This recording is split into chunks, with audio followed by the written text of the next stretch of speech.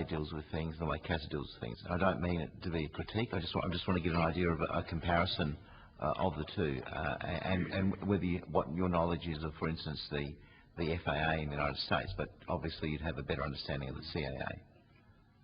I think that there is a fundamental difference between the structure of the organisation within the UK, and without going into too great depth, the Civil Aviation Authority in the UK is also the investigative authority for issues of a more minor nature. So there's a single track reporting process, if you like. So where we have so rather than the ATSB, yeah, so we don't have the divide between the ATSB and CASA. So unless you get into more serious accidents and incidents which are investigated by the Air Accident Investigation Branch, everything is contained within the regulatory authority. The authority is very strong on the elements that you have just described from the ICAO manual in terms of just reporting. They expect the operator to report, but they are very strong, as I say, on the maintenance of the just reporting culture. They expect answers and they expect action when things have gone wrong, but they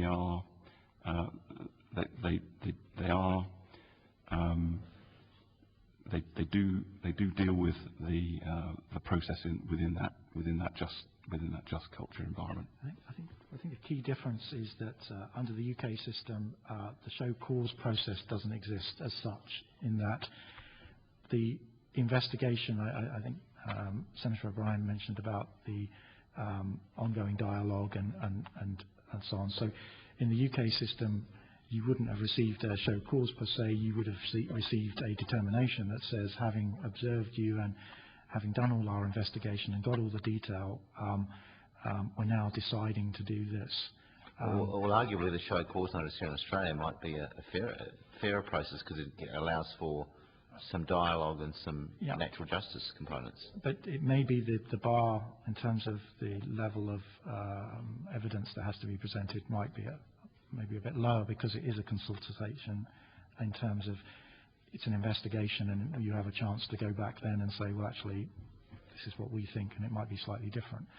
So I'm not saying one's right and one's wrong. It's just there is a different approach, and I think that's why when Senator O'Brien asked me about keeping the process confidential, given it is still investigation and it's still a information gathering, it's obviously important not to prejudge that. Through you, Chair. Just to clarify, Mr. Davis. So in the UK, when you have this not show cause, what you used, is it public knowledge? The determination would be public knowledge, yes.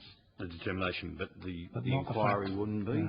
No, because auditing of airlines and continuous oversight is what regulators do. I mean, we are continuously audited and overseen by the safety regulator, and that's appropriate. And as you've seen in your inquiry, airlines are always having issues. We're a human industry.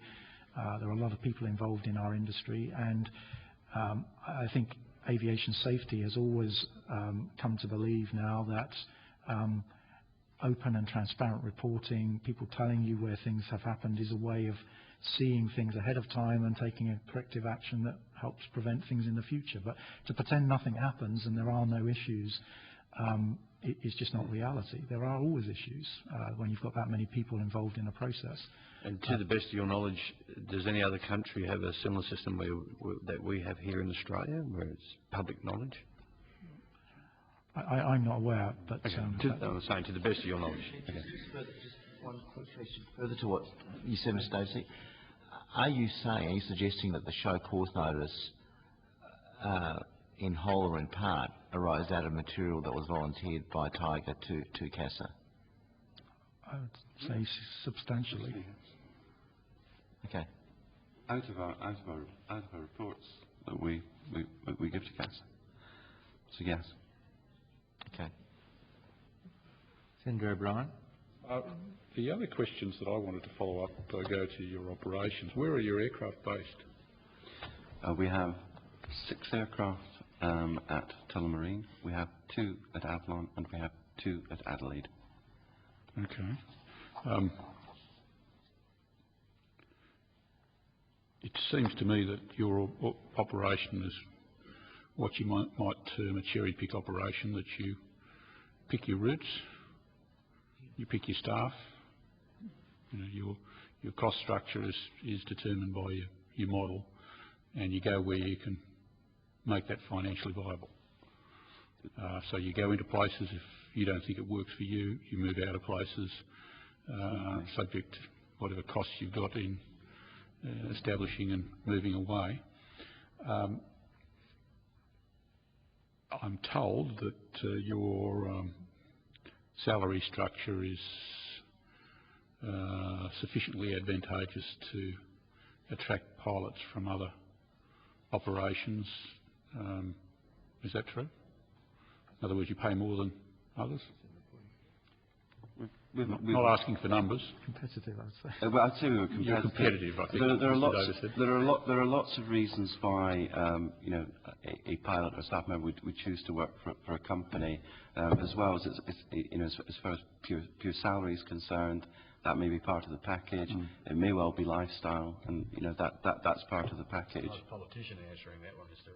Ricks. That's interesting. I've been called many things before. Yes, I might be a public relations answer, but and your typical roster, presumably you've got 2 shifts of pilots operating out of those places where maybe 3 shifts where you're flying, say, to the west and back, which I presume is your overnight operation. Yes, we would have an early shift, a late shift, and possibly a night shift as well. Okay, so what sort of hour span is your pilot roster?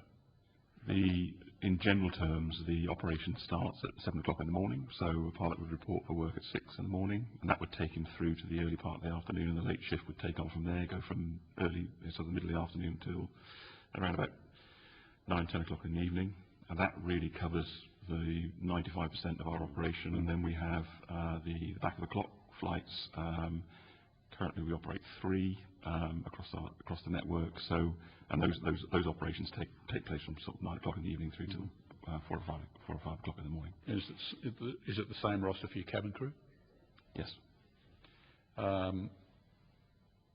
In terms of your cabin crew, do you train your own, or do they come with experience? We train our own. Okay. How many hours a month?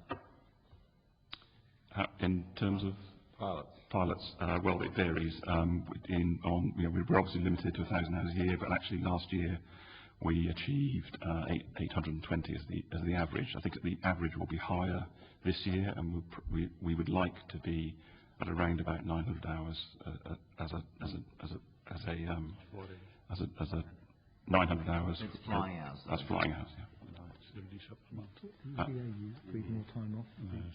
Yeah, and I guess within that sits within the context of the EBA, where we've agreed to provide additional time off to the So per month, what's that come out at?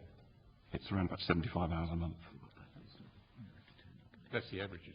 That's the average. Yeah, but you take leave out of that, so when they're flying, it's longer. Yes, it may well be that well, it will inevitably, if pilots take leave, it will mean that some months are higher than others. No. So can we sort of basically divide that number by 10 or 11 to get your average monthly hours? Yeah, I think that the average would be around about 85 to 90 hours a month. And what's the average hours for your cabin crew? Well, I mean, they're on duty, but flight, is it comparable, or? The average, the flying hours for the cabin crew aren't monitored in the same way as pilots, but we look at duty hours for our cabin crew, and the duty hours for the cabin crew are around about 130 hours a month. Right.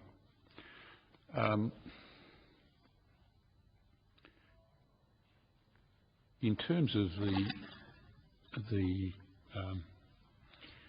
issue of training pilots, there have been some suggestions that there ought to be sort of a transfer fee arrangement? If you want to take someone's pilot after they've trained them, you ought to pay something towards their training. I can imagine why you'd resist that, but could you tell me why that wouldn't be equitable?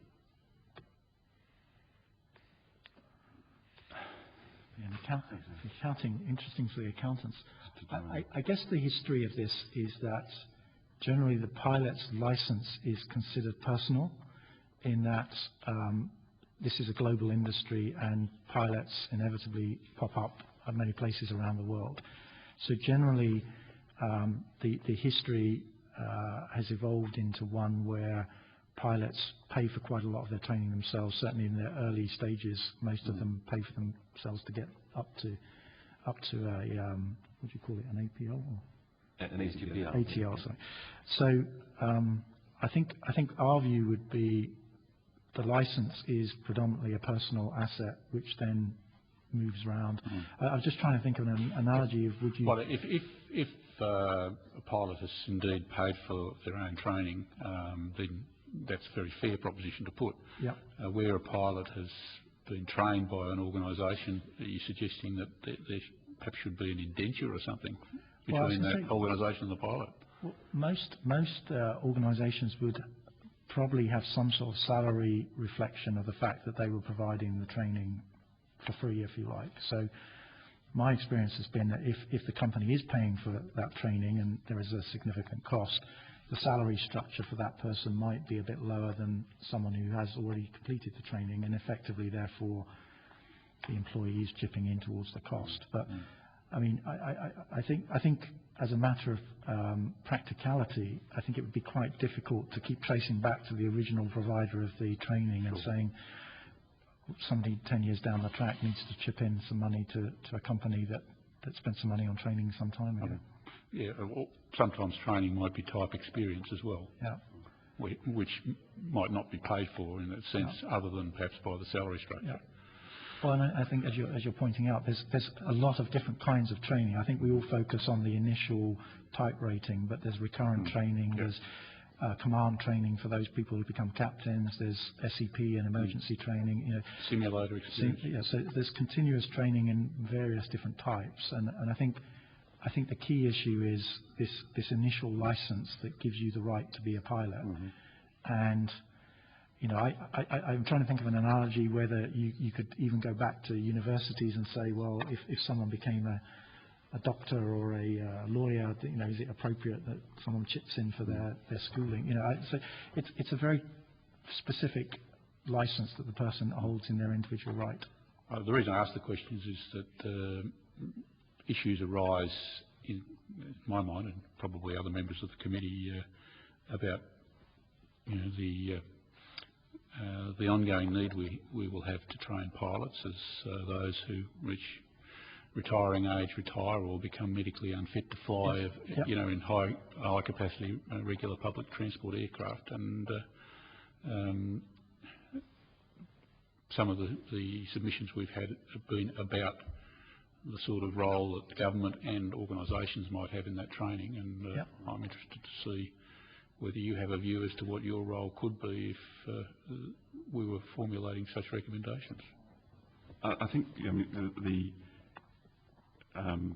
there is a fundamental issue in terms of the infrastructure of the country, if you like, in terms of the pilot workforce being well, particularly in this country, the pilot workforce being key to the national infrastructure. I think that tinkering or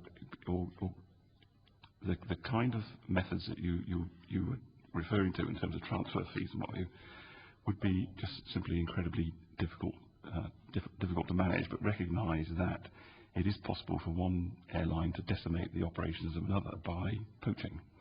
I think that's a hypothetical discussion for us, because I don't think that we either have or would, or would be sensitive to that. It's intended to be hypothetical, nothing more than that. But I think it does go back to the heart of the discussion that we were having earlier on, is that if the kind of limits that are being suggested and proposed of 1,500 hours were to be imposed, then you do create an infrastructure headache. And so it's demonstrated in other parts of the world that pilots can successfully operate an aircraft with two